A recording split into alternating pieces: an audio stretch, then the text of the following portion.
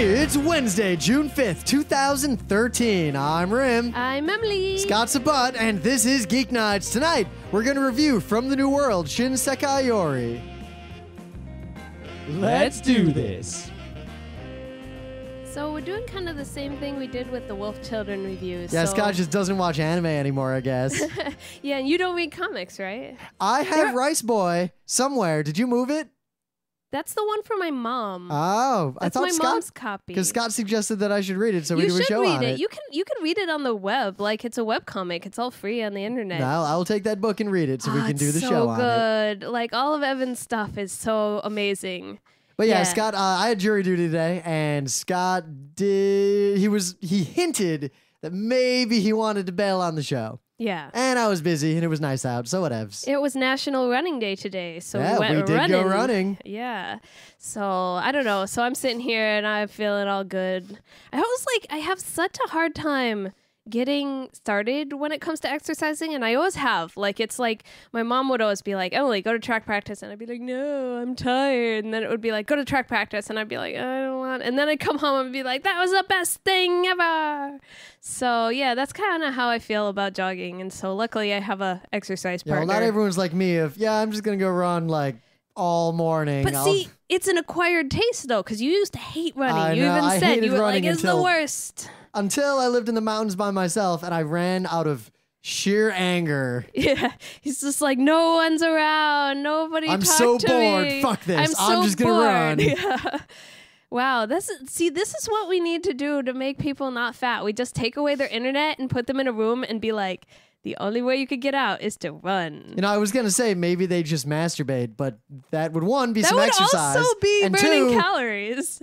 No internet, so they might not be able to. Wait, who can't masturbate without internet? I have the impression that a lot the would have difficulty without the internet. People just don't got good imaginations. I don't know. Spooky ghost. Spooky ghost. Anyway. So Shin Sekai Yori, From the New World, relatively new show based on a somewhat, I wouldn't say erotic, but definitely sexually charged novel. Well, I started reading the novel, and actually the novel is very similar to the show. You know, I think a lot of people have the wrong impression about this work because they, like the novel, you keep calling it a light novel. It's not a light novel. It's like it doesn't have illustrations. It's written in the style of, much more traditional well, how many pages is it? It's like 3 volumes of 200 pages each. I've got the first volume, but it's really weird because people see the manga, which was made kind of after the show, as like this crass cash grab for it's all one of those. It's like the Escaflowne manga or the Brave Story manga are awful. Oh, they're so bad. Awful. It's like, we saw Brave Story, and that's another one based on a novel, has a pretty good anime adaptation. Actually, I like the anime of Brave Story better than I like the book. The Brave Story anime movie is actually one of my favorite animated movies. It's really fun, and I still have the I don't know. I went and saw it in the theater when I was an exchange student. And so it was like, I also associate it with a lot of like very nostalgic memories and, having a really good summer break and stuff like that. But no, the manga was just really dumb. It's porn. Google, if you do a GIS for the Shin Sekai Yori manga, you basically see the most ridiculous butts and titties. It's basically like really lesbian porn. Awkward-looking lesbian sex. Yeah. So part of it is because, taking that into account, the book does feature like a very in-depth description of a future society. And this is a society where they kind of explore all these different aspects of it.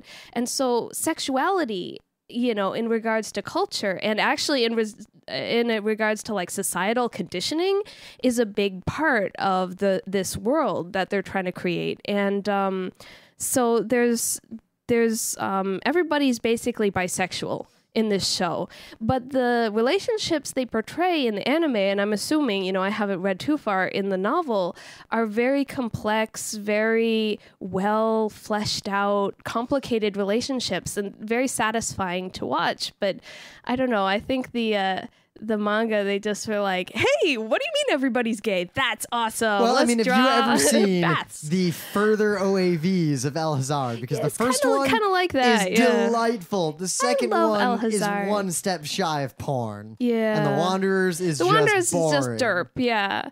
But It does have one really good scene. so, I recently listened to a show. I don't remember whether it was the drugs one or whether it was like I forget which show you Geekbited this on, but I don't really know how much I can add, except that like there's this show where everyone, certain members of the population suddenly manifest psychic powers all across the globe. Here's the story. This is Shin Sekai Yori, to give a full accounting, because I know I've Geekbited this before, is a show set in the distant, distant future after what can only be described as a psychic apocalypse. In the modern era, one day X-Men powers happen, but it's Jean Grey basically squishes everyone around her. Yeah, it's not easily controllable X-Men powers, because like in X-Men, there's a lot of prejudice and everything, and actually the mutants are relatively downtrodden despite their powers. Well, this is the opposite. These are people, they can't control their powers, and they'll just like lash out, and then everyone in a like mile radius is just dead. Well, like I was getting at, this is basically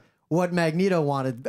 After this apocalypse, and you get hints of the sort of prehistory of the show and the precursor technology and like the old nuclear wars and everything. Yeah. But now society is kind of rebuilt around, at least in the place we're looking at, a sort of neo-Shinto, neo-ancient Japan. Yeah, I actually world. really like the costume design for this show, because this sort of future of like ancient Japan theme and style and aspects of religion brought forward into a modern setting with some technology is very advanced, but some of it's still kind of banned, or that's ancient precursor technology. Yeah. You're not allowed to use that kind of electricity. They have electricity, like they have water wheel that generates electricity and stuff like that, but they're not allowed to use it for very many things. Like most people don't have access to electricity. But basically society has rebuilt itself in a way to sort of allow humans who have psychic powers to exist. So now we have a world where there are small communities of humans,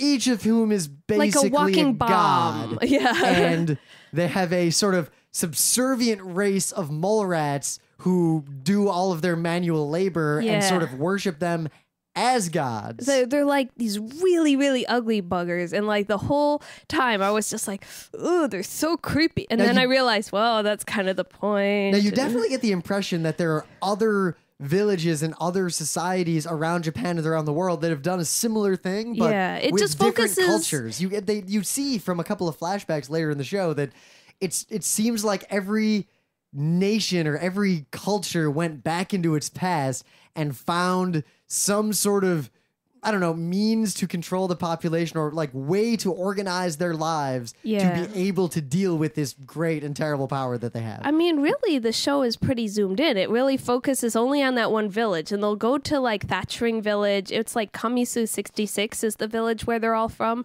and they'll go to these other villages in the immediate vicinity, but it basically takes place all within like a few kilometer radius around this one town. Though you do get a point later in the show where you get the sort of zoomed out view of Japan and the world and what might be out there, and old precursor stuff. I mean, Tokyo is probably they do somewhere. go to Tokyo.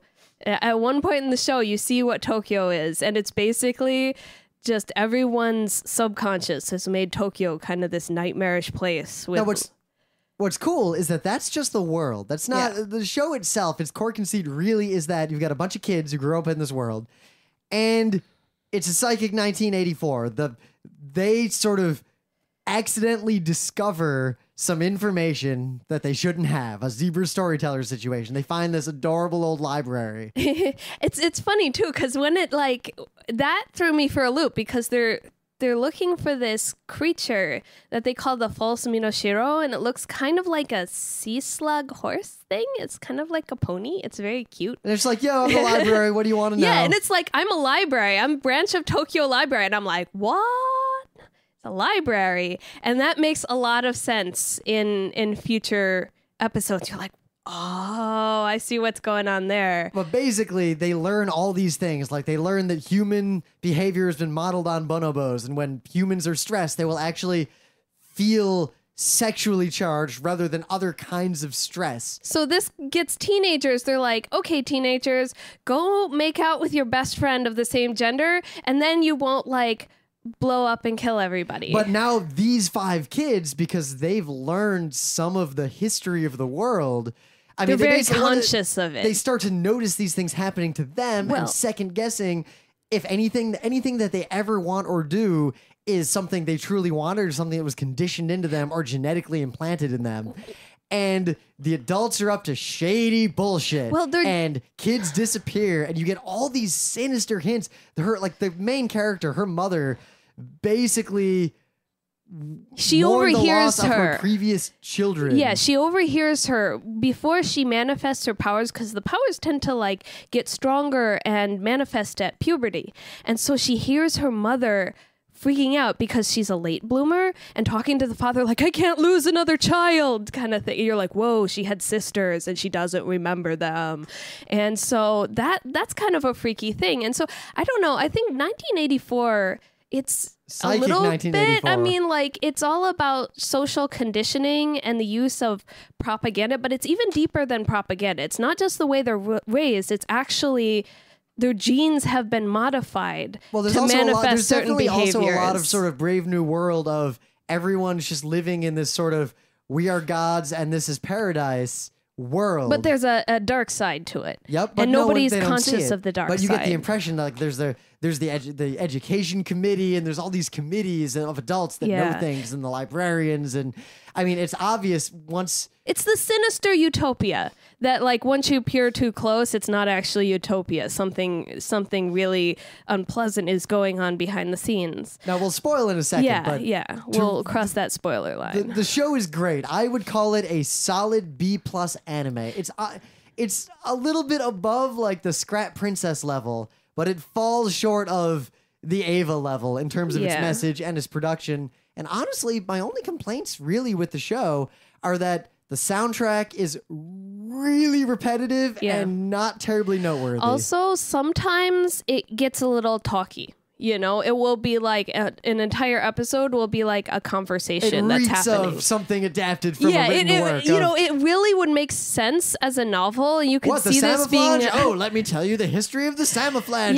Words. Yeah, it's like not a lot of animation. A lot of people standing around being like, whoa, that's what was going on. The characters also do that thing, and you see this in Hunger Games and books like that, where they will sort of explain their plan to another character because that's how it was narrated in the book. Yeah. But really that dialogue didn't need to be there. Yeah.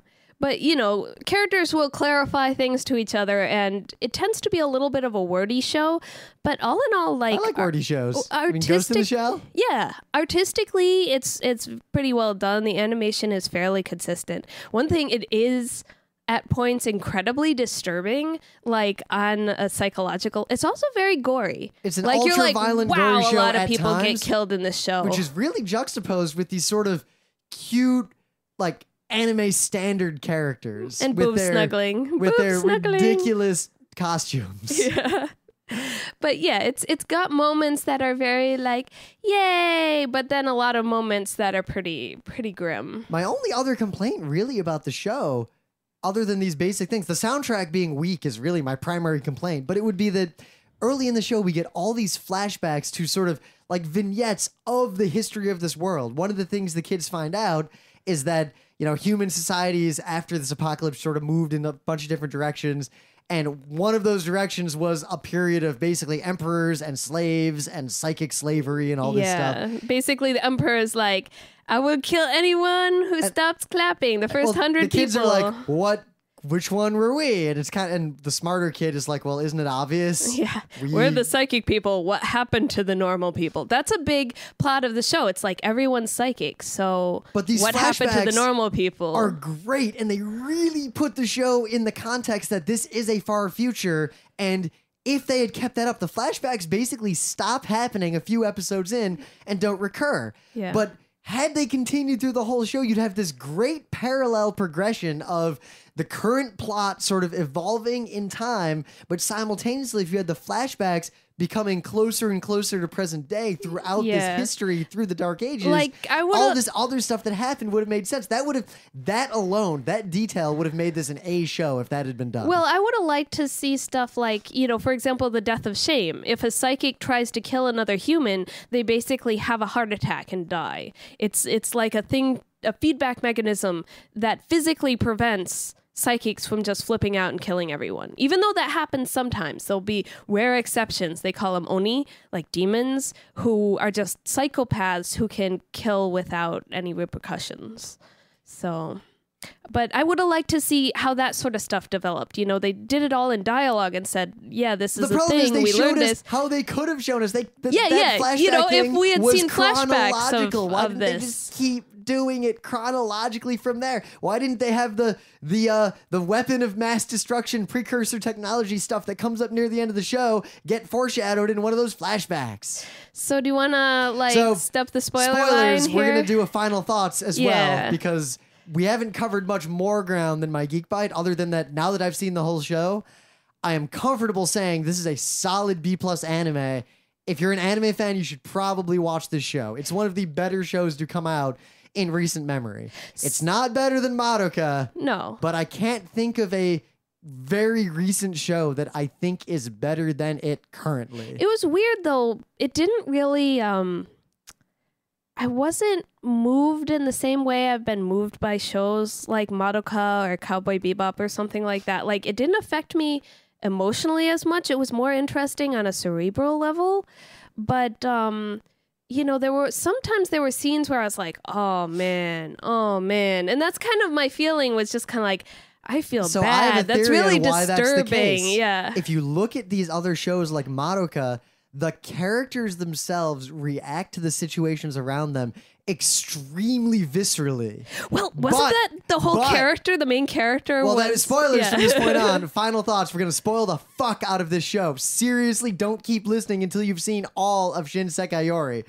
The main character that we follow is by birth not affected by this stuff and able to keep a cool head, and we see everything through the lens of her. I mean, she's empathetic and everything. Like, she cares about her friends. She's not like this emotionless sociopathic but compare person. The height of her emotions in this show to...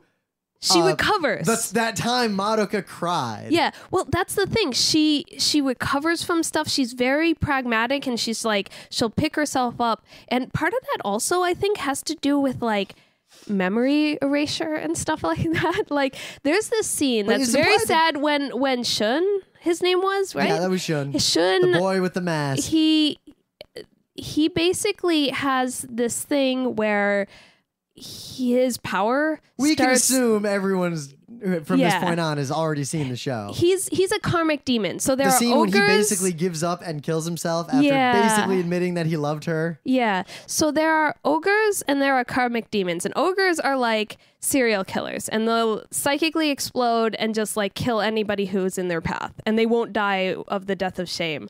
But karmic demons actually, I think, are the more tragic form of like psychic like deformity, I guess you'd call it, is that somebody's power will start to leak from their subconscious, and so they'll start to like mutate everything around them with their mind. So like the plants and their house and their pets and their family all will get like twisted or die, or it's like their id kind of takes over, but they're still like this normal feeling person. They're just like they're almost like radioactive people. They're like psychically radioactive. And so one of their very close friends from childhood, this happens to him. He's a very powerful psychic, but he can't control it. And he dies. He kills himself. And well, I do like how after that there's this other just derpy kid hanging out with them, and they all are still kind of zebra storytellers, so Mamoru. They remember, and they're just like, yeah, derpy kid, we don't really want you to be around as we try to solve this mystery.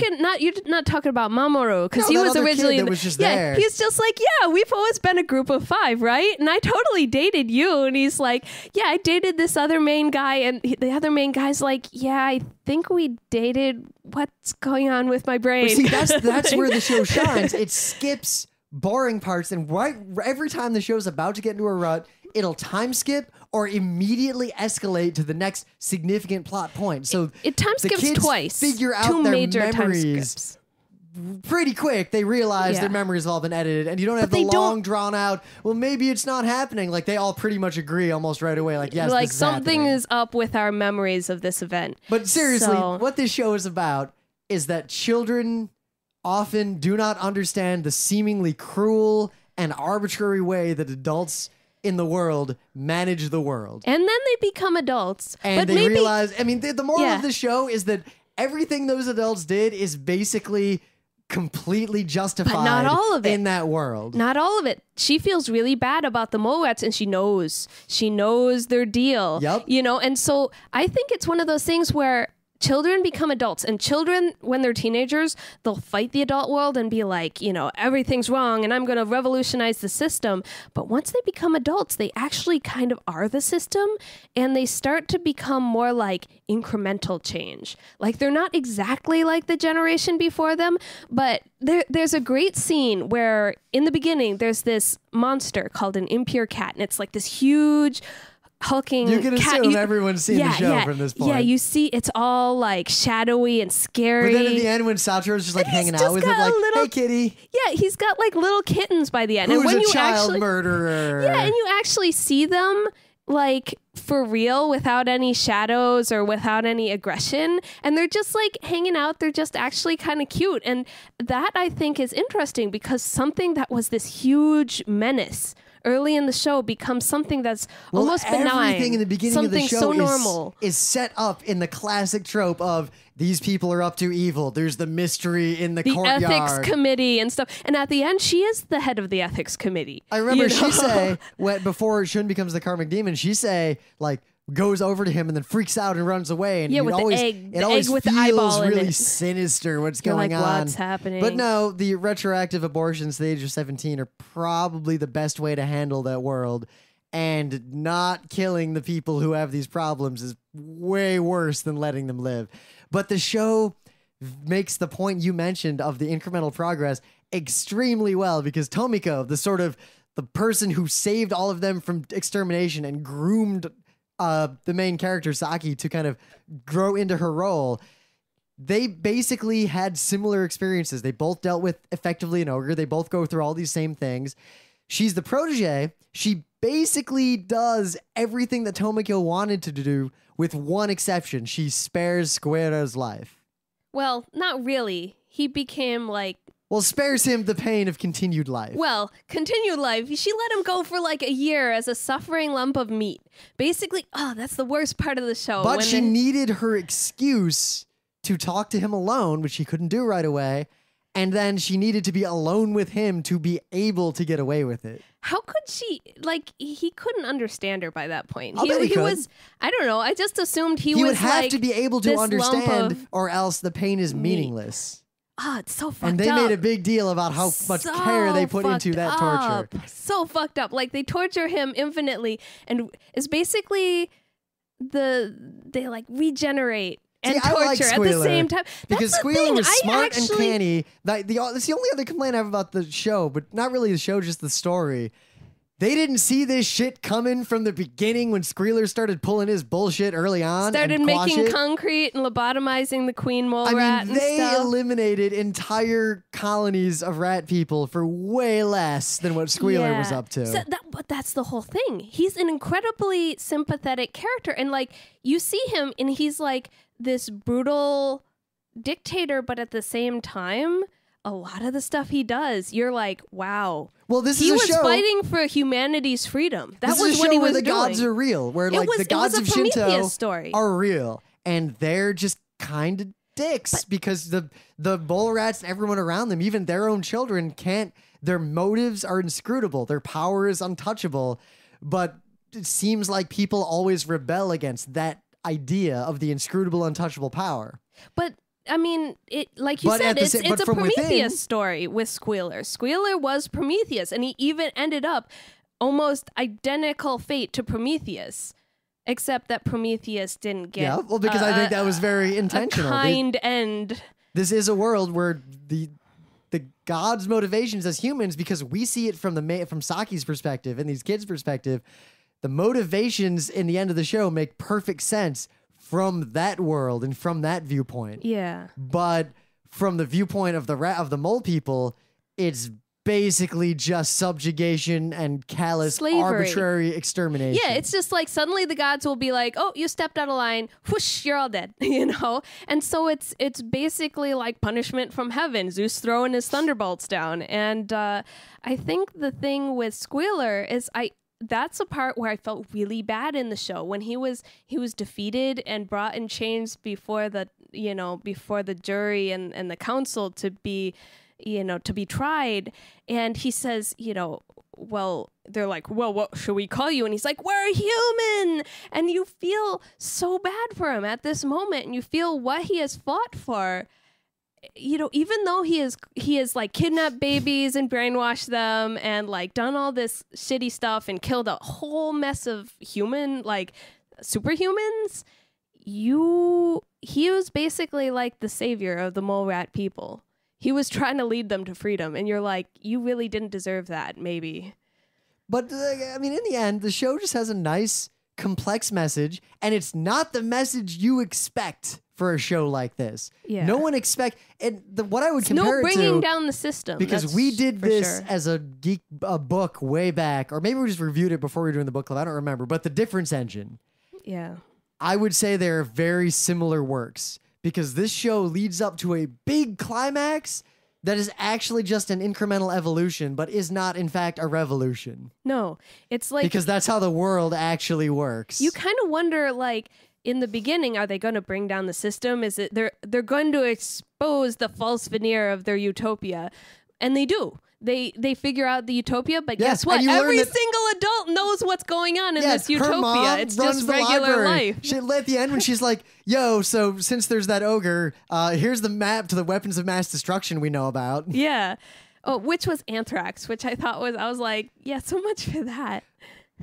That's why I wanted more flashbacks. The fact that the anthrax was in that weird vial. Yeah, I was like, what is the deal with... zero sense. And also, I'm like, okay, so the anthrax was gonna kill... Anthrax takes a while to kill you. Yeah, I'll bet it was a modified anthrax. So it's interesting, too, because it's like, okay, so the death of shame doesn't hit you if you kill somebody with a disease because the disease killed them. Like, where's the line? Like, if you feel like you're directly responsible... It's purely psychological. Remember at the end when... I didn't kill him. I didn't kill him. She had to talk herself because the child who was brainwashed... Well, the same way in the beginning, the monk that was taking them back to the temple to basically murder them, that Minoshira turned into an image of a woman in the last second of its death, and he had a hard time dealing with that. Yeah, he was all like sweating, and he was like, heart rate up, and basically like they have to talk themselves out of heart attacks if they feel guilty for someone's death. No, there's also that great moment where and it's got to be like visual too.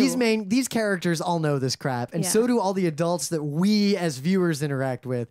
But then there's like this normal monk guard near the end, like guarding one of the cool guys. Yeah. What's his name? The awesome mole rat. Oh, I already forgot his name. Oh, it was like Inumaru or something like that. Because he is like awesome. Yeah, I think he had like Inu in his name, and he also looked kind of dog-like. So I forget, or Kiromaru. That's what it was. Yep. Because Yakomaru was Squealer, and Kiromaru was... he was the man. For some reason, I thought it was Inumaru, but... Him and Shisei were my favorite sort of strong characters. Kiromaru. I felt bad for Kiromaru. Yeah, well, he did his thing. Yeah, he like sacrificed. But I mean, I don't think the humans really deserved his sacrifice. No, but then again, he bartered the life of his colony. He said, I will sacrifice my life if you will save my mother, the It's queen. obvious that the normal people, the normal adults, don't know everything. They just know enough to be able to serve their function, and that trial was just a show trial. But the adults in the know, the committees, just know everything. There's a great scene where the kids and everyone else knows the whole deal, and this one guard is like, what the fuck are you talking about? Oh, the monk who was like down guarding Hiromaru. They go to talk to him, and the guard's just like, they're like, something, death of shame, and the guy's like, what? What? Yeah.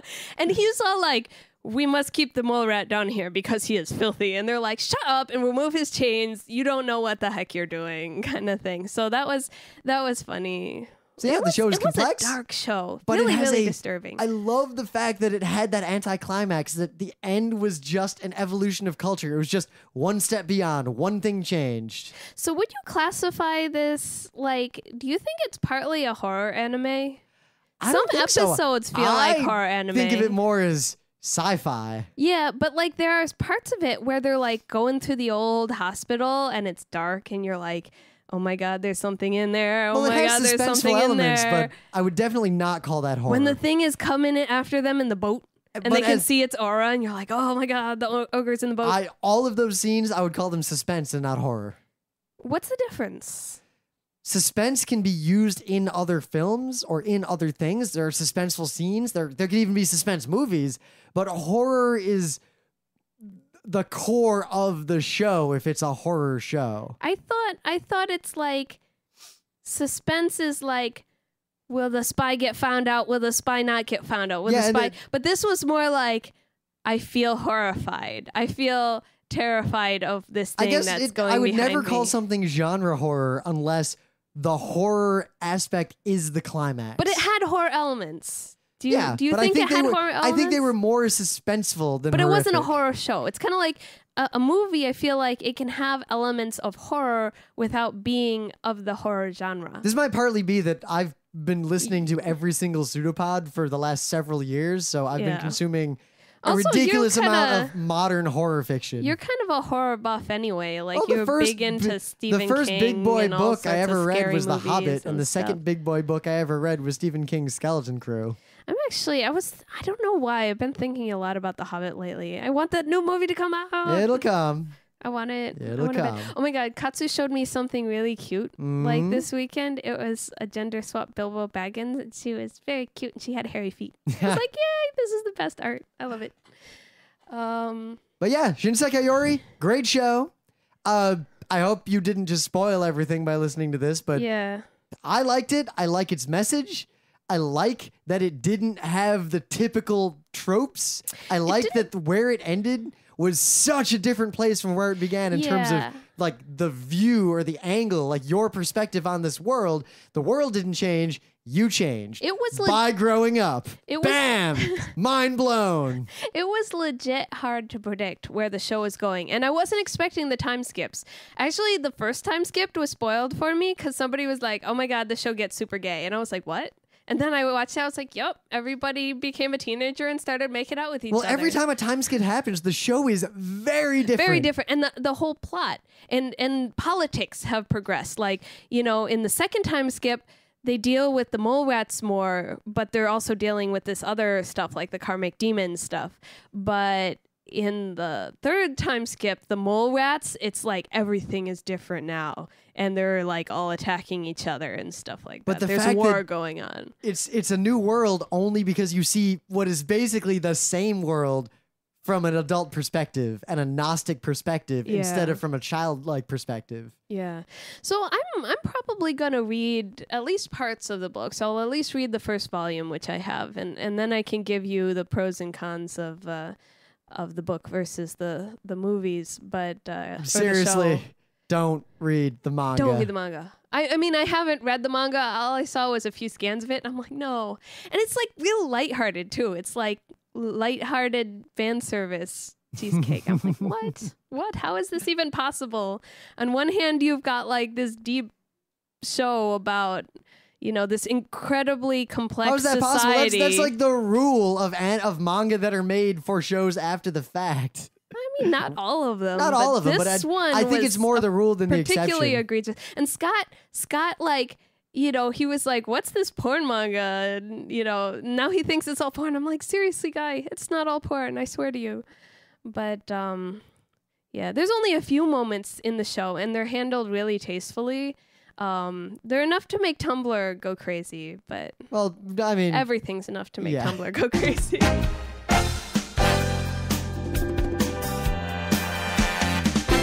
This This has been Geek Nights with Rym and Scott. Special thanks to DJ Pretzel for the opening music, Kat Lee for web design, and Brando K for the logos. Be sure to visit our website at frontrowcrew.com for show notes, discussion, news, and more. Remember, Geek Nights is not one, but 4 different shows. Sci-Tech Mondays, Gaming Tuesdays, Anime Comic Wednesdays, and Indiscriminate Thursdays. Geek Nights is distributed under a Creative Commons Attribution 3.0 license. Geek Nights is recorded live with no studio and no audience. But unlike those other late shows, it's actually recorded at night.